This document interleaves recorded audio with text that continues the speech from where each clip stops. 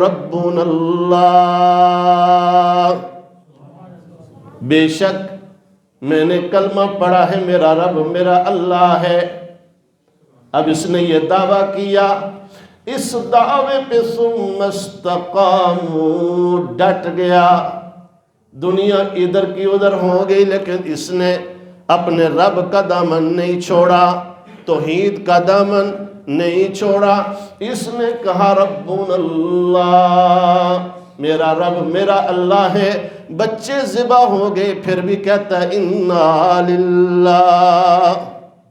اس کا گھر لٹ گیا پھر بھی کہا انا للہ۔ اس کے باغات لٹ گئے، کاروبار لٹ گیا، سب کچھ ختم ہو گیا لیکن اس نے کہا انا للہ۔ اس نے اللہ کی طرف رجوع کیا۔ کیوں؟ اس نے کہا تھا نا ربنا اللہ، میرا رب میرا اللہ ہے۔ ثم استقاموا، پھر اس اپنے وعدے پہ ڈٹ گیا۔ ثم استقاموا، اس نے پھر پیچھے ہٹنا مناسب نہ سمجھا، اس نے سب کچھ دے دیا لیکن اللہ رب العزت کا جو دعویٰ اس نے کیا تھا میرا رب میرا اللہ ہے، اس دعوے پہ قائم رہا۔ فرمایا تتنزل علیہم الملائکہ، اب یہ بندہ آئے گا، اللہ فرمائیں گے فرشتوں اسے لے جاؤ نا، جنت میں ابھی نہیں لے کے جانا۔ یا اللہ کیا کرے، یا اللہ کیا کرے، کیا حکم ہے؟ اللہ فرمائیں گے اسے لے جاؤ جنت کی باڑ کے باہر سے، ذرا اس کو چکر لگوا کے آؤ، میں حساب و کتاب لیتا ہوں۔ باقی لوگ حساب و کتاب میں مشغول ہیں، یہ بندہ جو ساری زندگی تکالیف اٹھاتا رہا، دکھ اٹھاتا رہا، اپنے رب کے نام پہ ڈٹا رہا، اللہ فرماتے فرشتوں جاؤ نا اسے جنت کے باہر ایک چکر لگوا کے آؤ۔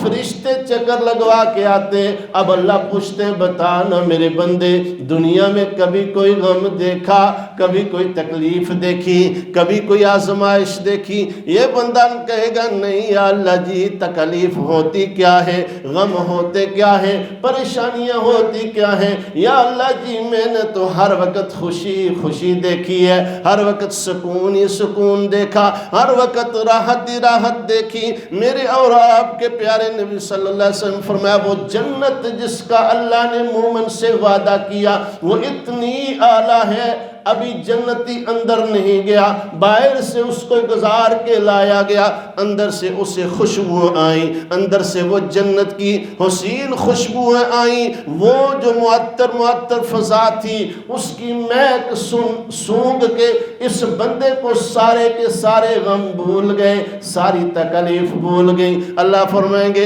اے میرے بندے، تو نے ساری زندگی میرے لیے گزاری، میری مان کے گزاری، اب میں اعلان فرماتا ہوں ان للمتقین مفازا۔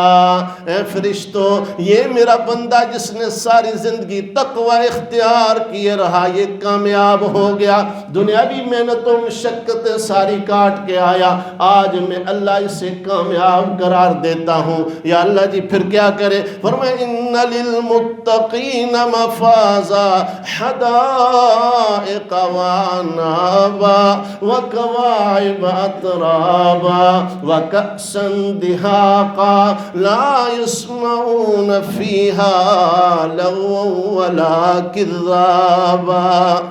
کہہ دیجئے سبحان اللہ۔ فرمایا اللہ فرمائیں گے اس کو لے جاؤ نا اس جنت میں جس جنت میں اللہ رب العزت نے اس کے لیے باغ رکھے ہیں، ایسے باغ جن کے دونوں طرف نہریں جاری ہیں اور اس کے اندر اس کے لیے حور و غلمان ہیں، ساری کی ساری آسائشیں ہیں۔ اور کتنی آسائشیں، کیسی آسائشیں؟ اللہ فرماتے ہیں وَلَكُمْ فِيهَا مَا تَشْتَهِي أَنفُسُكُمْ وَلَكُمْ فِيهَا مَا تَدَّعُونَ۔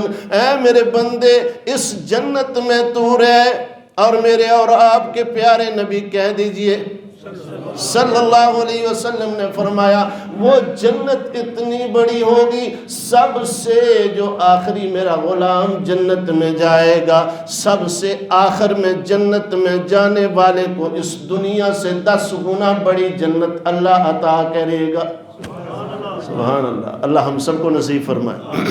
فرمایا سب سے آخر میں آنے والا جنتی، اس کو اس دنیا سے 10 گنا بڑی جنت ملے گی، اور وہ جو اچھے نمبروں میں پاس ہونے والا، اللہ کو راضی کر کے جانے والا، اس کی جنت کا کیا عالم ہوگا۔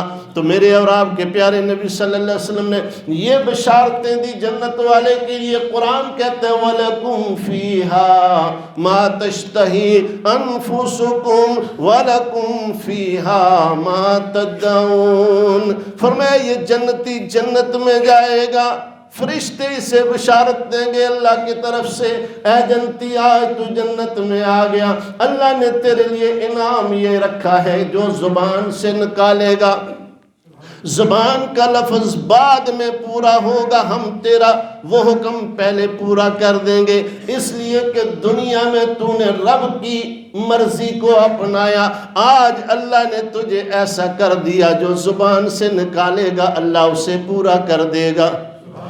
اور حدیث قدسی ہے، میرے اور آپ کے پیارے نبی صلی اللہ علیہ وسلم نے فرمایا اے بندے، ایک رب چاہی زندگی ہے، ایک من چاہی زندگی ہے۔ من چاہی مطلب جو دل میں آئے کرو، اور رب چاہی زندگی وہ ہے کہ دل میں آئے، دل کی نہ مانو، اپنے رب کی مانو۔ کیوں ہم نے کلمہ پڑھا ہے لا الہ الا اللہ محمد الرسول اللہ، اب یہ کلمہ پڑھ کے ہم نے ایگریمنٹ کر لیا، وعدہ کر لیا، اے اللہ تیری مانیں گے، تیرے حبیب کی مانیں گے، اب اپنی نہیں ماننی، اپنی من چاہی نہیں کرنی۔ فرمایا اے میرے بندے، رب کہہ رہے، سرکار نے فرمایا ایک وہ زندگی ہے جو من چاہی ہے، ایک وہ ہے جو رب چاہی ہے۔ اے میرے بندے، اگر تو رب چاہی زندگی گزارے گا تو پھر رب تجھے جنت میں من چاہی زندگی گزارنے کا موقع عطا کرے گا، لیکن اگر تو دنیا میں من چاہی زندگی گزارے گا، ہوگا وہی جو رب کی رضا ہے، ہوگا وہی جو رب کا ارادہ ہے۔ تیری ہر آرزو پوری نہیں ہو سکتی، ہر خواہش پوری نہیں ہو سکتی، لیکن رب تجھے دنیا میں تھکا دے گا۔ خوش نصیب انسان وہ ہے جو من چاہی زندگی نہیں بلکہ رب چاہی زندگی گزارتا ہے۔ جس نے رب چاہی زندگی گزاری اب جنت میں گیا۔ اللہ فرماتے فرشتوں آ رہا ہے نا میرا وہ بندہ جس نے دنیا میں مجھے راضی کرنے کے لیے رزق حلال کھایا، حرام کو چھوڑ دیا، نگاہوں کی حفاظت کی، کانوں کی حفاظت کی، زبان کی حفاظت کی، دل پہ کنٹرول کیا، جو دل نے کہا وہ نہ کیا، اس نے مجھے راضی کیا، جنت میں داخل ہونے لگے تو سب سے پہلے اسے سلام کرنا۔ اب سارے فرشتے دروازوں پہ کھڑے ہو جاتے ہیں، جنت کے دروازے پہ کھڑے ہیں، جو ہی جنتی آتا ہے فرشتے کہتے ہیں سلام علیکم طبتم فادخلوها خالدین۔ اللہ اکبر، اللہ ہم سب کو یہ بشارتیں نصیب فرمائے۔ اب فرشتے کہتے ہیں سلام علیکم، تجھ پہ سلام ہو، تو آ جا رہے نا دنیا کی تھکاوٹیں مشقتیں ساری کی ساری آسائشیں چھوڑ کے، سب کچھ تو نے چھوڑ کے اللہ کو خوش کیا، اللہ کے حبیب کو راضی کیا۔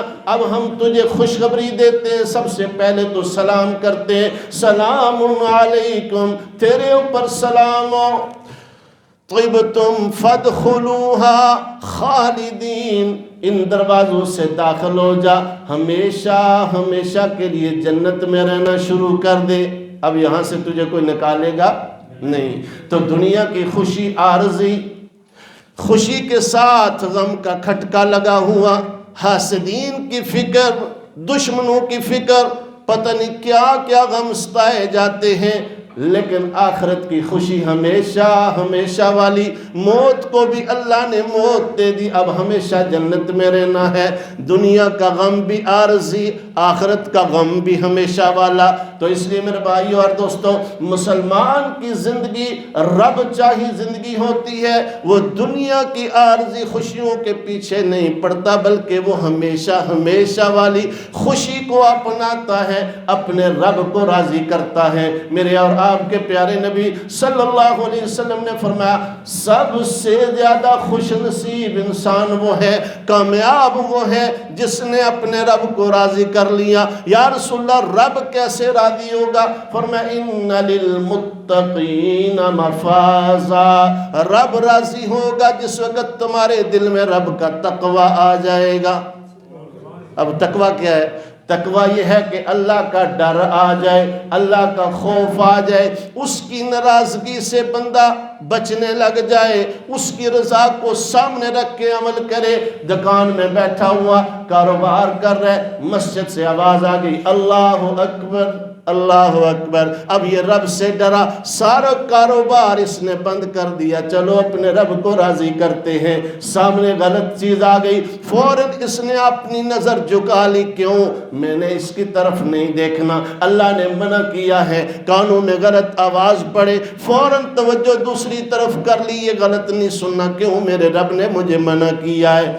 زبان غلط بولنے لگے، فوراً زبان کو روک لینا، میرے اللہ نے مجھے منع کیا ہے۔ اللہ کا ڈر مانے ہے، جس وقت بھی کوئی گناہ کا ارادہ دل میں پیدا ہو فوراً اس کو جھٹک دینا۔